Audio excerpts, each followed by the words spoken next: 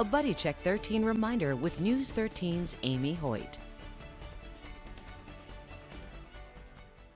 Hi, everybody, and welcome to 13 Now. I'm News 13's Amy Hoyt. We are live in our News 13 newsroom on Harrison Avenue in downtown Panama City. We thank you for joining us. As you know, once a month we do Buddy Check. We remind women to look for lumps, check for lumps in their breast, because early detection is key. So if you find something, call your doctor and you get that mammogram so you can move forward, of course, and take care of any problem that might arise. Our special guest today is a breast cancer survivor. Please help me welcome Tammy Dinan. Hi, Tammy. Thank you for being with us. Oh, thank you for having me. I'm excited to be here and talk about my journey. Well, we appreciate you sharing your story. Now, we talked, it's been 11 years since you were diagnosed, and you found that lump yourself? I did. Just doing regular exams. I noticed something a little different, and so I waited for a little while to make sure I wasn't just feeling something. And then when it didn't go away, I went to my doctor and said, hey, I'm concerned about this, and that started me on my journey. And she found a lump? I mean, she felt it too? She felt it too, yeah. And when I went with her and I was like, hey, I don't know if I should be concerned about this or not. And she felt it and she said, no, let's get a mammogram on that. So that was my second step. Like after I talked to her, she sent me in for a mammogram. And then it took a little bit before I went in for the mammogram. And so when I got there, she had already set up for me to have a sonogram afterwards if there was any question. And so I went through both of those processes, and the radiologist came out and said, I'm looking at everything, and I know you're concerned because she felt the lump as well. But she said, I don't think there's anything that we need to do right now. Let's just watch it for 6 months and you come back and let's do a mammogram again. But I wasn't comfortable with that. So when I went back to my family doctor, the physician, and she said, no, let's get a second opinion on that. Right. And so you move forward because you just had a feeling something wasn't right. Right. So where do you go from there? So she sent me to another doctor, a surgeon in town, and I didn't do any more testing. He looked at all the previous testing that was done, and he said, I don't see anything in here that has me overly concerned. He agreed with what the radiologist had said, and but he knew that I was concerned, so he said, because of my concern, he was like, let's just go ahead and get an MRI done on that. And so that was when I went and had that done. Did you have that done locally as well? I did. I had all of this is local. That I was using, yeah. And does that show anything? That did show something. As a matter of fact, when those results came back, they called and they were like, we need to look this. There's something there is concerning, and we want you to come back in because we need to do a biopsy on that. So, and that didn't take too long because once the results came back from the MRI, they called and I was in pretty quickly having the biopsy done. And it wasn't too long after that I was called in because the results were in, and that's when the doctor told me. He actually apologized. It was the doctor, my second doctor that I went to for the second opinion. He was the one that told me that I had cancer, and he apologized because he said, I honestly was not expecting this diagnosis. Now, when this first happened and you found the lump and they're telling you there's nothing there, you knew that couldn't be right. Well, because you feel it, and it's there, and that's concerning. And I've said this, and I will continue with this. I think sometimes there's a fine line between worrying about something and then your gut telling you, hey, something's really not right here. And so I kept thinking something's really not right here. I knew like it was different. It kind of came up suddenly, in my opinion. And because I had a clear mammogram also in August. And so this was in January. And so I was like, okay, so my gut, I just went with my gut reaction there. Pardon me, I'm losing my voice. What was the time frame between you saying that first checkup and they said, no, we don't see anything, and you actually getting the MRI and finding it? And that's the troubling part, I think, sometimes.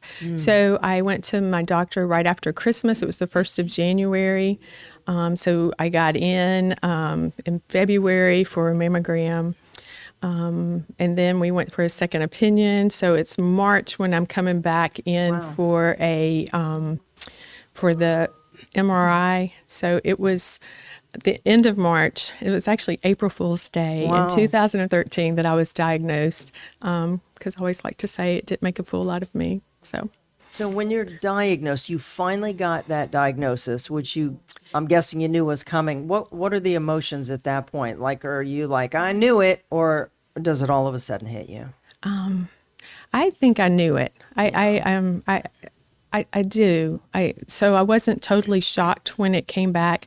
I was a little bit shocked because at my diagnosis, I was stage 3B, and that threw me for a loop because I had not felt the lump that long, but it was a very aggressive, fast-forming cancer, and so that's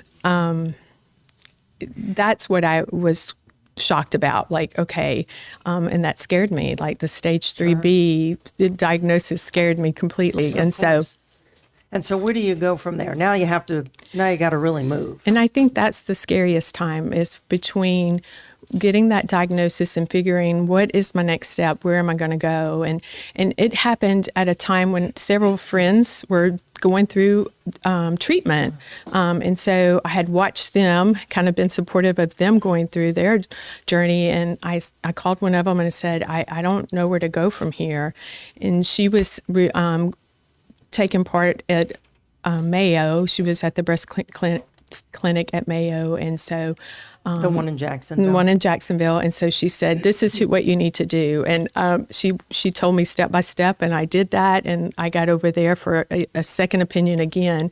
And that's really started me on the fight. Like, okay, right. I know what I have, I know what it is, and now you're going to tell me what I'm going to do to beat this, because I went in, I had a motto, I had all of it in my head, like this is not getting the best of me. What was the first step then? Did you get chemo first? I did. All right. So that I was part of a breast cancer research study group, and that they were doing that. So they did chemo first, and then they wanted to see how the tumor reacted to the chemo, and then it was surgery.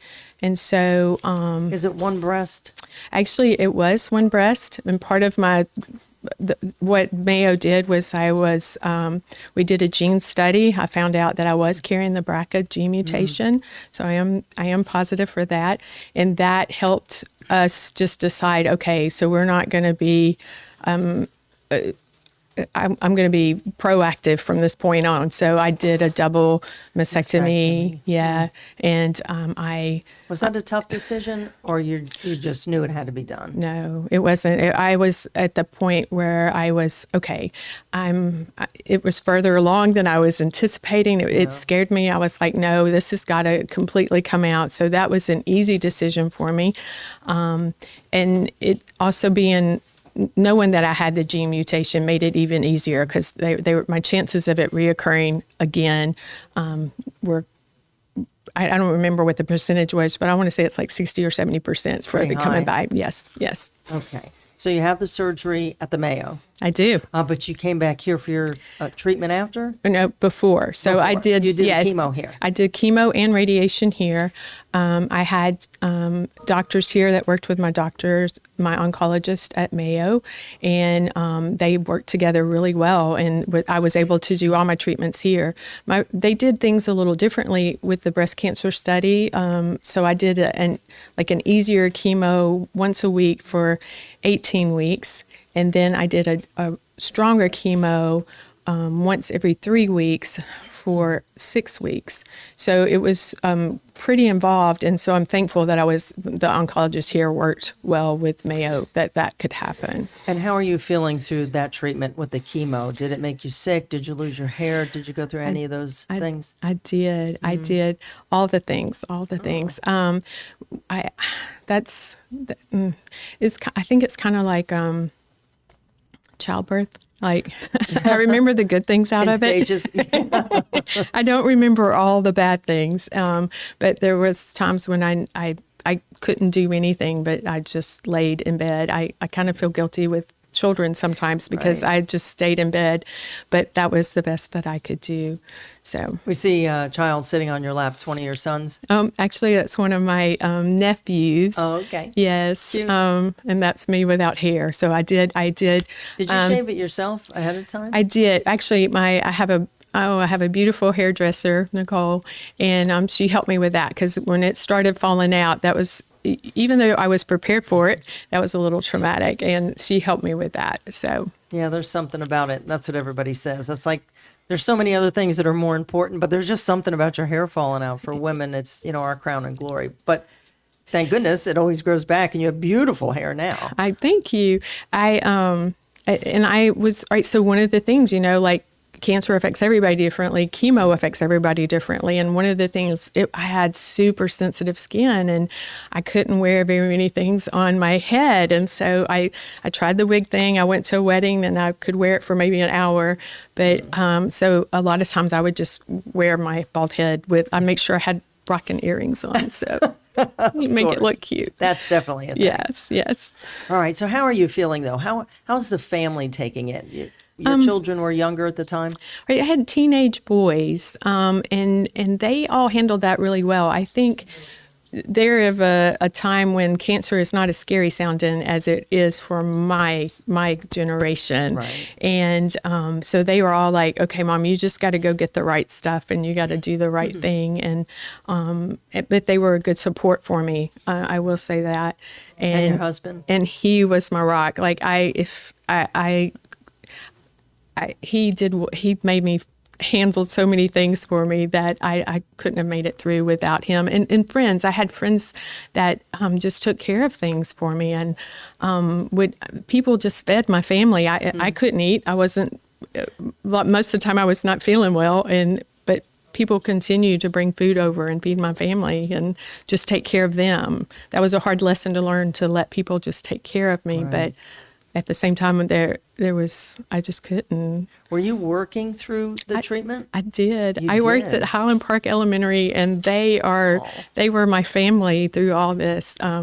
If I felt good and I was at work, they would support me there, or if I just said I can't handle it, they would cover for me and let me go home. And some good people there just really took care of me while I went through treatment. And you were young when you were diagnosed. You're still young, but you were really young. I was young, yes. 11 years ago. Okay, so and the children are grown now, obviously. They're all grown. But no daughters. But you had told me earlier there's still a worry even for boys. Yes. Well, one, men can have breast cancer. Of course. People don't talk about that, but that can happen. So it does increase their chances of that happening to them. But also prostate cancer, I learned this through all this. Prostate cancer and breast cancer are related. So it increases men's chance of having prostate cancer. So they're aware of it so that as they age, they'll check. Yes. Tell me a little bit more about how you managed, like how long did it take you before you felt really good again? Was it a year? I don't know that I still feel good. No, that's not true. Some days I think it made me old before my time. I'm like, oh my goodness, why? Sure, The medicine, actually the medicine afterwards, I just finished I called it my cancer keep away medicine, but that I had to take that for 10 years. And because I'm a breast cancer, I'm carrying the gene, I had to take that for 10 years. And so you took medication even after it all, surgery? Yes, for 10 years. I just finished it, and it made me feel horrible. So was it Xeloda or different? Tamoxifen. All right, and I took a form of that, but that's what most people take. And it hurts your joints because it prevents, I had an estrogen-fed cancer, so it prevents my body from producing estrogen, and really we need estrogen because it affects our bones and so many other parts of our bodies that are affected when you don't have that. So, as an educator, were you like doing a lot of research? I did, but then I had to stop too. So sometimes I would have to ask my husband to research something, or if I wanted to know about a medicine or something like that, or he would just go research for me and say, okay, we should ask the doctor about this. It's funny, my oncologist here, he's not here anymore, it was Dr. Mahmood, and he told my husband one time, he's like, I can always count on you to ask me questions that I've got to find the answer for, because he would research something. So that support's very important. Yes, yes. You need an advocate other than yourself. Yes, and because I couldn't always go look and read all the things that was there, and I remember telling him and a doctor, because they were talking about, all right, what are your chances? And I was like, okay, we can talk about a lot of things, but I am not a statistic, and I will not be a statistic, and I'm going to beat this. And so that's not a question we can ask anymore. Like, it's just not an option. So. Well, you're obviously a very positive person. Did your faith play a role? It played a big role in it. Actually, I think there was I had a motto. I had a fight song. I had all the things. I did. That's great. And my motto was faith, family, and friends. Like, I'm going to win this fight through faith, family, and friends. And it took all that. My faith became stronger because of cancer. I say it made me a better person, but it taught me about who I am and my faith. So it definitely played a part in it. I am a walking testament to good medicine and prayers. I tell everybody that. Now, did you tell me that it ran in your family? Did you have any kind of family connection with breast cancer? Okay. So at the time when I got diagnosed, when I first got diagnosed, they asked me that, is there any family history? And I was like, no, nobody in my family has had breast cancer. But then the gene, when I came back as a gene carrier, they were like, no, obviously it's in your family. And since that time, I've had three family members diagnosed. My niece has had the exact same cancer. They caught it earlier on her because she was being very proactive about her breast health.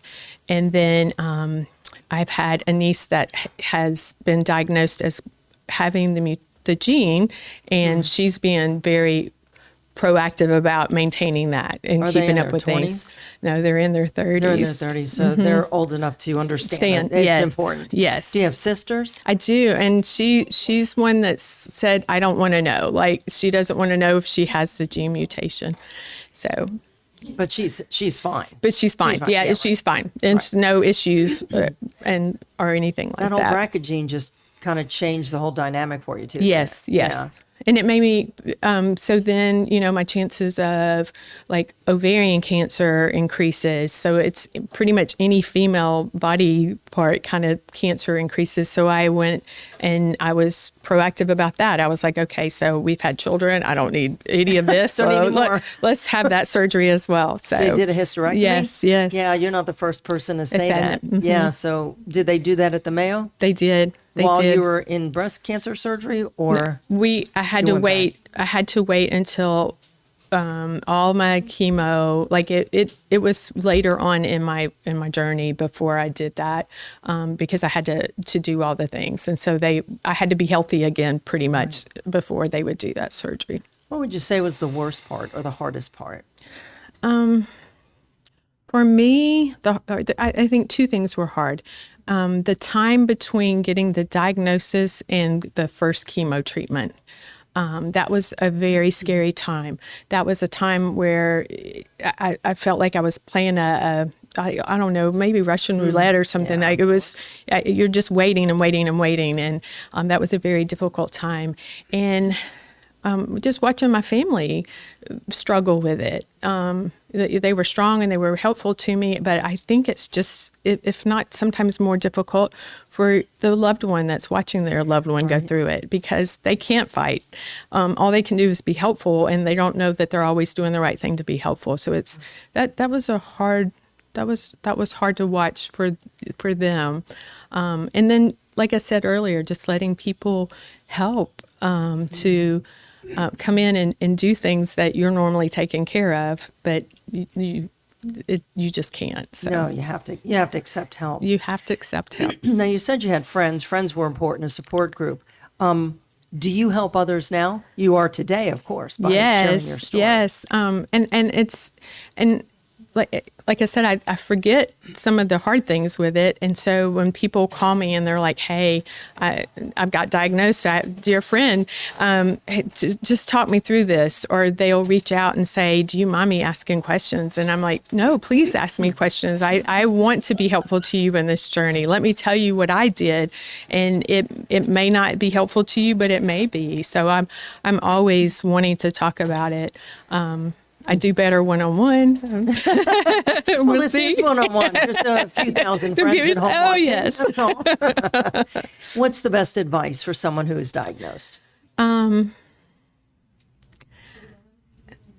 get lost in the diagnosis. I don't.